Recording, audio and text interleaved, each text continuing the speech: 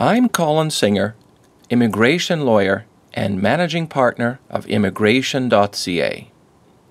Canada Immigration News Articles, April 2014.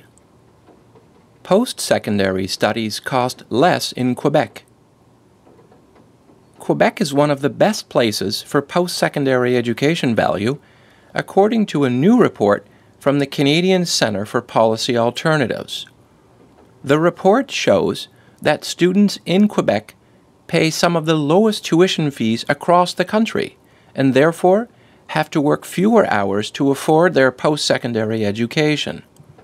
The number of work hours needed to pay off tuition was measured against minimum wage rates across the country. Analysts found that students in Quebec had to work 266 minimum wage hours to pay for their schooling, much lower than the national average of 570 minimum wage hours. Furthermore, Quebec's overall fee increases were among the lowest across the country, a mere 25% increase since 1975. Again, the national average was much higher, with a 148% increase in tuition fees over the same time period. Alberta reported over 225% increase since 1975. Experts say that these figures reflect the importance of student engagement at the political level. Quebec students have often been in the news of late for their public protests against tuition hikes, and those protests appear to be working.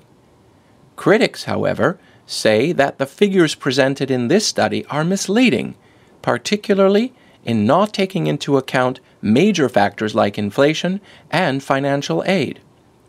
CCP economist Armin Yalnizyan, on the other hand, argues that the data paints an informative picture of the various costs of post-secondary education, and at the end of the day, students still have to find ways to pay for their schooling, be it a job, financial aid, or scholarships.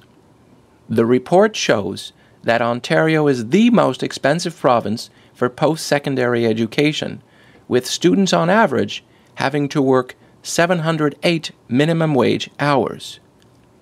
Source: Montreal Gazette.